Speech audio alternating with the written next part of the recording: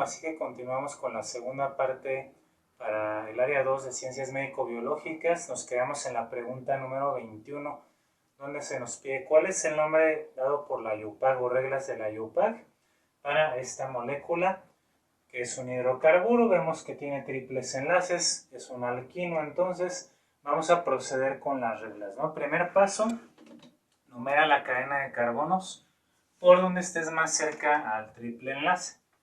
Entonces aquí estoy en el triple enlace más cercano, este será el carbono 1, 2 y 3.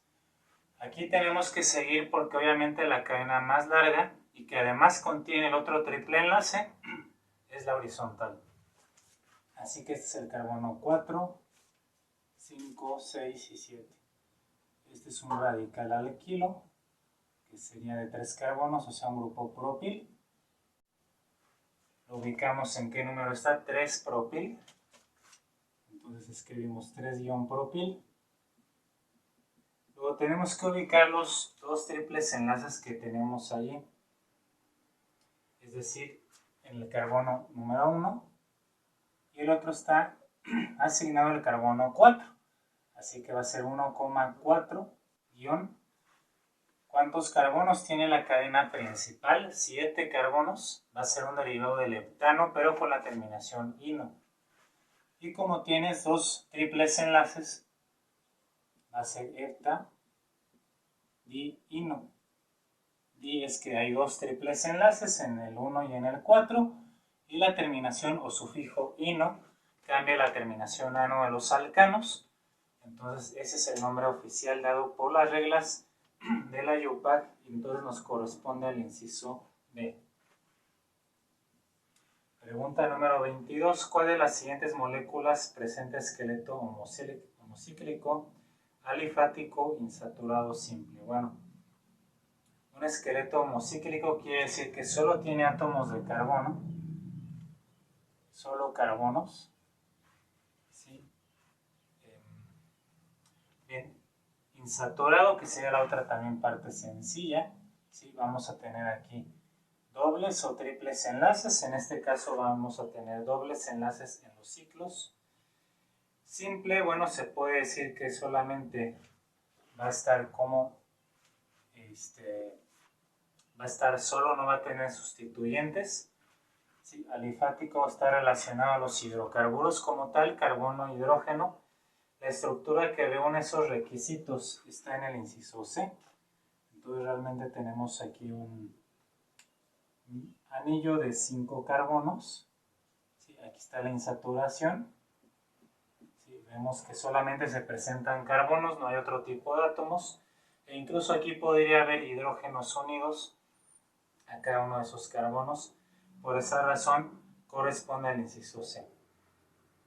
En la pregunta 23 nos pide el nombre, ojo, nombre tradicional, no nombre IUPAC, porque el nombre IUPAC me diría, ok, numera aquí donde está el cloro, 1, 2, 2 clorobutano, pero no, el nombre tradicional o común es cloruro, por el cloro que tenemos aquí, ¿eh? Y esto lo nombras como un radical alquilo, que de hecho es un sec-butil. Es un grupo sec-butil. Primeramente porque butil es de 4 carbonos y el prefijo sec quiere decir secundario. O sea que aquí este grupo se une por medio de un carbono secundario, como les expliqué en el video anterior sobre carbonos primarios, secundarios, terciarios y cuaternarios. Allí está entonces la respuesta, por esa razón es la letra D, la correcta, y no el inciso A, que es el nombre de la IUPAC. Vamos con la pregunta número 24, donde nos menciona textualmente: el sabor a frambuesa de algunos productos comerciales tiene como ingrediente al formiato diisobutilo. El grupo funcional de este compuesto es, bueno, la terminación ato, donde dice formiato, es un éster. El grupo éster está entonces incluido en la letra A o el inciso A. Recordamos que el grupo funcional éster tiene dos carbonos unidos un carbono unido a dos oxígenos, COO, y esto a su vez se une a dos cadenas R y R' por derecha e izquierda. Los demás grupos no corresponden a eso. De hecho, aquí una sugerencia es que por medio de productos químicos comerciales, en este caso en la industria alimentaria, los ésteres son utilizados ampliamente, únicamente los ésteres, como saborizantes derivados de naturales o sintéticos, como en este caso el sabor de la frambuesa. Número 25. Nombre de las sustancias químicas se corresponden al grupo funcional RCOH. Bueno, pues obviamente este COH es un ácido carboxílico, ¿verdad? Entonces los ácidos carboxílicos pues caracterizan a esta familia de sustancias, el inciso A. Entonces tengo videos acerca de nomenclatura de compuestos orgánicos. Tengo el video también que resume los grupos funcionales completos más comunes que necesitas saber, así que si es necesaria esa parte de química orgánica, te invito a que los veas. Y así podemos continuar con la pregunta 26 de una forma más eficaz. El grupo funcional que nos pide ahí debe contener nitrógeno en su estructura química. De las opciones que tienes, el único grupo que contiene nitrógeno son las amidas. Inciso A. Las amidas tienen este grupo funcional. Entonces, como ves, contiene nitrógeno, al igual que las aminas. Solo que las aminas no tienen este grupo carbonilo, carbono-oxígeno, solamente NH2. Entonces, de esa manera puedo saber qué son las amidas. Número 27. El calor de una reacción medida a presión constante se denomina entalpía, inciso C. Hay que corregir en la hoja de respuesta o en el formato de respuestas nos dice que es el inciso A, pero no. La energía interna no es esta definición, ahí sería un error. En la hoja de respuestas es la entalpía. Tengo este tipo de explicaciones resumidas, completas, en el video de termoquímica, en la misma carpeta de química en listas de reproducción, para que lo vean si es necesario en cada uno de sus casos particulares. Pregunta 28. Hay que relacionar las columnas entre el tipo de fórmula y el compuesto que tienes del lado derecho. Fórmula desarrollada es la que te indica todos los enlaces carbono, carbono, carbono, hidrógeno. Esa fórmula larga la vemos en la letra C. Entonces uno va con C. Luego la condensada es lo contrario, es la fórmula que solamente indica qué elementos tienes y cuántos de cada uno de ellos, como en el inciso D. C3, 3 de carbono, 7 de hidrógeno y 1 de oxígeno. Entonces la condensada, 2D. La taquigráfica es la que nosotros ponemos líneas y ángulos, inciso B. Y entonces nos queda que la semidesarrollada estará como la A. De esta manera, al relacionar rápidamente estas opciones, tenemos que vas a llegar al inciso A y listo, ¿no? Otra vez cuestiones básicas o elementales de química orgánica. Ahora vamos con la pregunta número 29. Vamos a identificar la reacción de hidrólisis del peróxido de cumilo que se disocia o forma los productos fenol y acetona. Esa es la clave, con que tú identifiques que se forma fenol y acetona. De acuerdo al fenol, pues es un compuesto derivado del benceno, es decir, aromático, que tiene como grupo funcional al alcohol, OH. Y la acetona es la propanona, que en fórmula taquigráfica se puede escribir así. Ahí está, 3 carbonos y su grupo cetona. La única opción que tiene estos productos, más que nada, pues sería el inciso C. De esta manera, pues ya las demás no pueden ser. Simplemente, si no sabes cuál es el peróxido de cumilo, no hay tanto problema. Te vas por sus productos que si son comunes en química orgánica, son básicos saberlos. Grupos funcionales y derivados del benceno. Número 30. Relacionar también estas columnas. La nomenclatura correspondiente con la posición en el benceno. Primero el radical base es el inciso A. Aquí tenemos el radical base. De ahí pues tenemos diferentes posiciones, ¿no?, que se señalan con las flechas. Vemos aquí la posición orto respecto al radical. Aquí va a ser orto. Cuando estoy alejado solamente un carbono, en el carbono vecino, posición aquí aquí es 1, 2, 3, la letra C, bueno, aquí es B, orto, meta, posición 3, es C. Y para la letra D, para la posición 4. Entonces 1, 2 orto, 1, 3 meta y 1 con 4 para. Es la forma en cómo se nombran los sustituyentes o se ubican, mejor dicho, los sustituyentes en anillos bencénicos o compuestos aromáticos. Podemos pasar a la pregunta 31. Menciona así, tal cual, se denomina hacia una sustancia que contiene aniones y cationes y que, por tanto, es capaz de conducir la corriente eléctrica. Bueno, esto ya habla de iones, ¿no? Positivos o negativos. Generalmente son líquidos, se contienen iones en solución, o sea, cationes y aniones, pero también existen en estado sólido o líquido, como por ejemplo los geles o en las baterías. Eso estamos hablando de un electrolito, el inciso A. Precisamente los electrolitos pues son sustancias que contienen cationes positivos y aniones negativos. Muy bien. Número 32 se conoce como a tal rama a la transformación que se da entre la energía eléctrica y química, pues eso es la electroquímica, precisamente el inciso D, ¿no? La electroquímica, de hecho, relaciona la electricidad con las reacciones químicas. Y de ahí pues también podemos mencionar un poco sobre que hay celdas electrolíticas o celdas de electrólisis. En estas celdas electrolíticas,